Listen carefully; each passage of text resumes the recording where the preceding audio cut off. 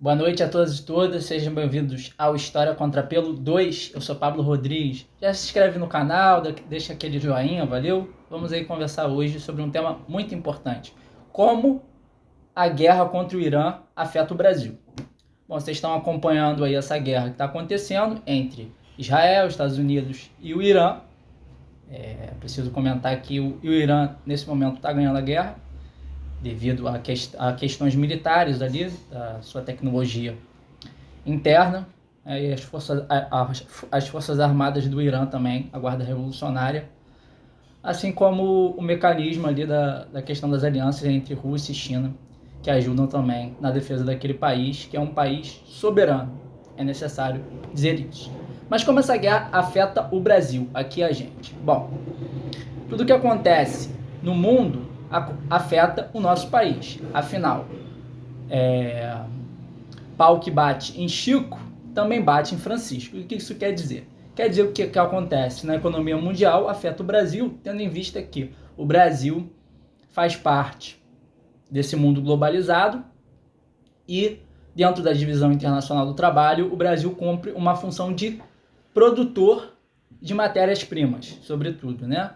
De produtos primários. E o que isso quer dizer? Que nós somos produtores de commodities e nós exportamos essas commodities aí afora.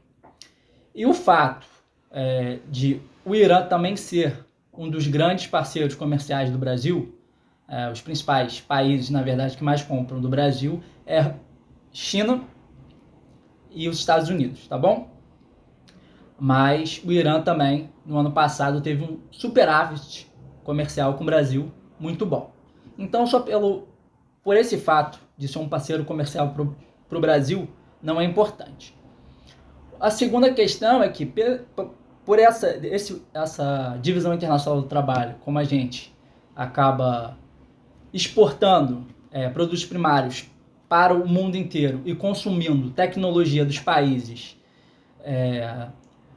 capitalistas, né, centrais, a gente fica refém de algumas situações. E quando há guerra, o problema é que o preço do petróleo dispara. Por quê?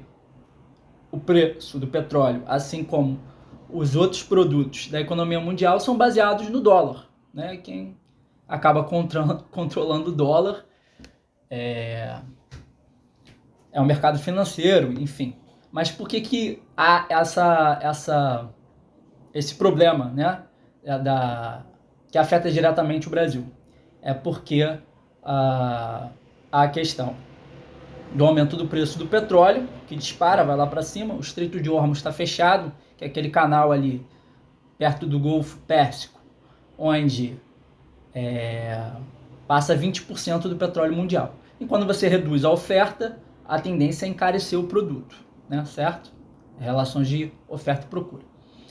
Então, nós já temos esse problema, né, de elevação no preço do petróleo, e há outros fatores que acabam, dessa maneira, se juntando a esse problema, que é o seguinte. Bom, nós temos a Petrobras, que é uma empresa brasileira, né, não é mais 100% brasileira, mas é uma empresa que hoje ela extrai o petróleo brasileiro, mas não cuida mais 100% da sua refinação do petróleo, né? Na verdade, eu acho que essa palavra nem existe. Do seu refinamento, né? Do petróleo. Então, fica a cargo de empresas estrangeiras que atuam no Brasil. E aí isso faz com que haja esse aumento desproporcional do preço do produto. Porque vocês concordam comigo? Se já há um problema ali de oferta desse produto, que é o petróleo, e você tem que refinar ele fora do país, ou mesmo até dentro do país, mas empresas estrangeiras que foram privatizadas, 3 empresas brasileiras foram privatizadas de 2021 a 2023 recentemente.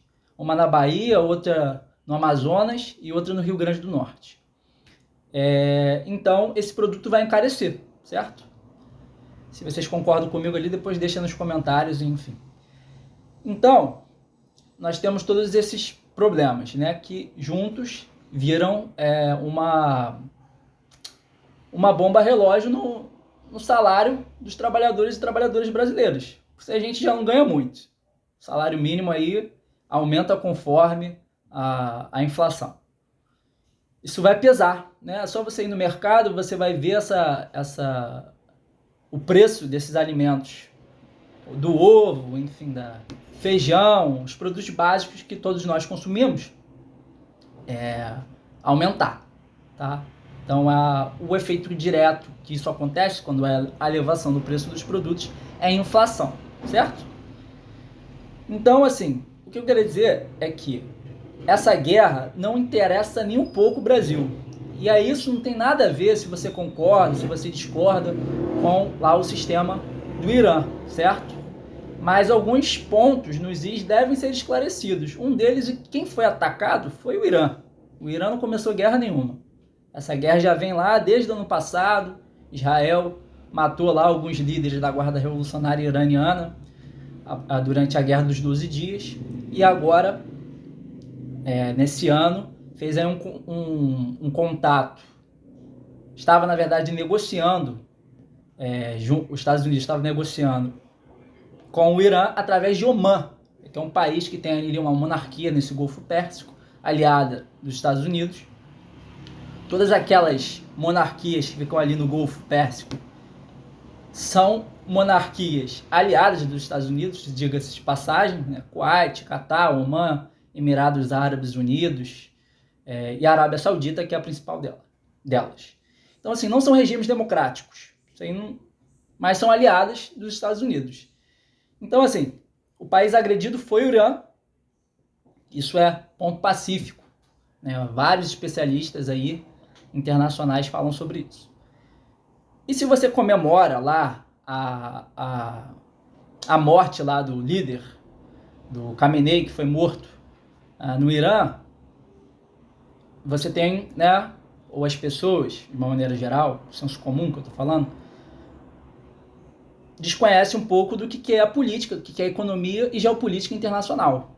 Porque o que acontece no mundo inteiro vai acabar refletindo no Brasil, sobretudo devido a esses fatores aí que eu já elenquei. Então, assim, é um absurdo, gostaria de falar aqui também, que é um absurdo você ter uma empresa como a Petrobras, que ela foi completamente desregulamentada, foi completamente, como é que eu vou dizer assim, foi feito uma lavagem depois da Lava Jato, que destruiu a Petrobras, privatizou a empresa inteira, né?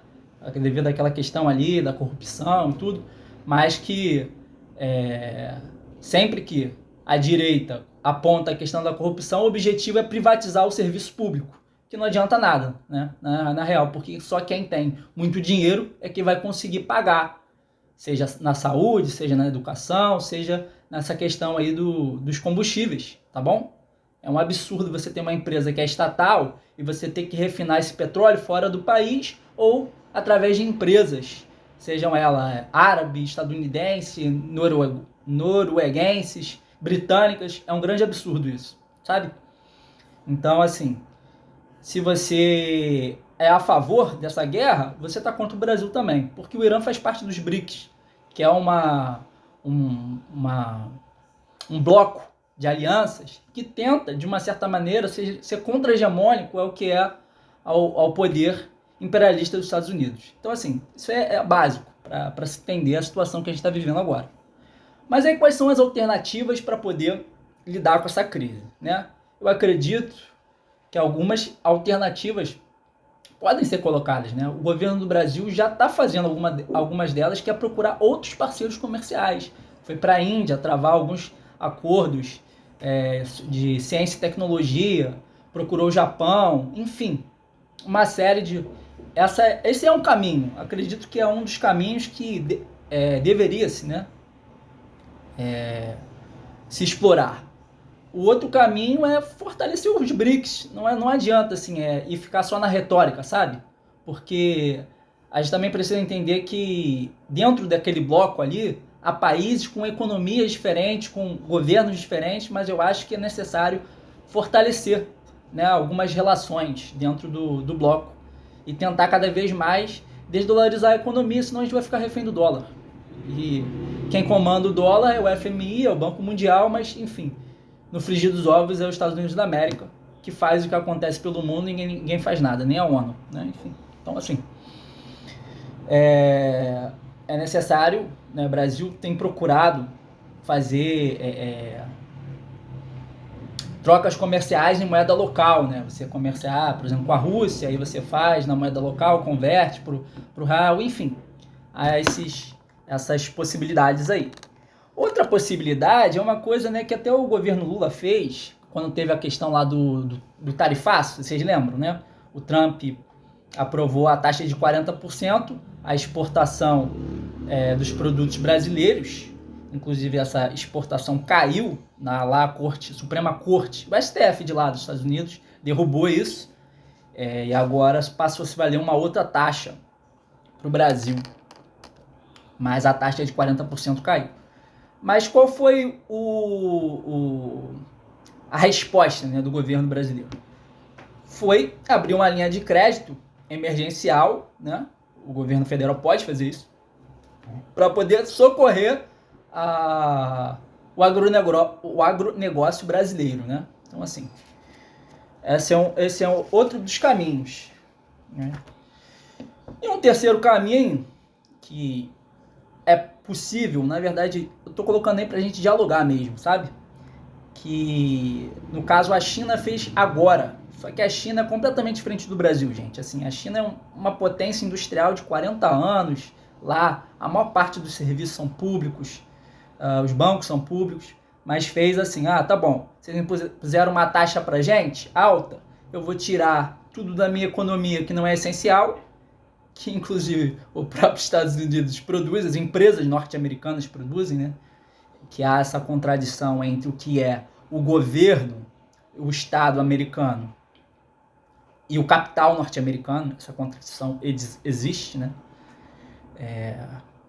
Porque nem essa guerra é interessante nem para o governo norte-americano.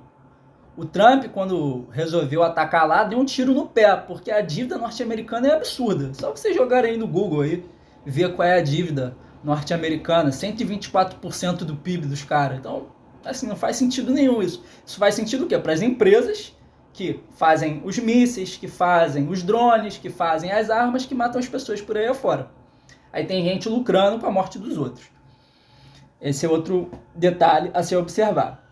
E aí, para falar sobre esse terceiro caminho, seria tirar alguns produtos ali, ou no caso, fazer uma cesta de produtos, que já tem, né? Tem um índice que calcula isso, que é o IPCA. Você coloca e veria quais são os produtos que são essenciais na balança comercial brasileira. Aqueles que não são, a gente corta, substitui, enfim. Mas isso aí tem que se fazer um mapeamento, um estudo sério. Não adianta você chegar lá, é só cortar e aí deixar a gente sem, né? Porque não, sinceramente, não dá pra você, como é que eu vou dizer? Não dá pra fazer isso à moda qualquer coisa, entende? Você tirar simplesmente e deixar faltando. Não é assim que funciona. Ver exatamente o que é essencial e o que não é, e aí substituir, né? Eu acho que é um outro caminho. E um quarto caminho é a contribuição dos estados e dos municípios dentro desse momento que a gente está vivendo, gente. Porque, assim, o que acontece no Brasil, e até a nossa Constituição Federal, ela permite essa questão, é a participação dos estados e dos municípios dentro dessa ótica. Mas aí tem que ver também sobre a questão sobre a dívida que cada município tem com a União, por exemplo, né? O Rio de Janeiro mesmo está ferrado, porque aqui os últimos 4 governadores já foram presos, então assim, a dívida do Rio de Janeiro é absurda. Mas é essa questão da descentralização, tá? Os estados e os municípios têm autonomia, têm as suas contas públicas, enfim, o seu próprio dinheiro, mas também podem fazer aí o pedido para a União mandar, né, o dinheiro de lá para cá, ou para os outros estados, e o estado, no caso, distribui para os municípios, e os municípios, enfim, nessa questão aí que envolve a descentralização e a autonomia que cabe a cada esfera dentro da Federação Brasileira, tá bom? Então, assim, eu coloquei uma série de questões aí, não sei se ficou muita janela aberta e eu não consegui fechar, Mas para vocês entenderem, né, que essa guerra ela vai muito além daquilo que se propaga na mídia tradicional burguesa. Assim, o que importa lá não é questão basicamente de religião. O fator religioso também incide dentro do sistema de governo iraniano, mas não é, sobretudo, religioso. A questão é política, econômica, né, e geoestratégica. O país que é soberano, ele consegue aguentar durante bastante tempo e até pautar a sua economia, a sua política e a sua cultura sem estar refém do grande império, onde a Estátua da Liberdade acena, mas não chega em lugar nenhum.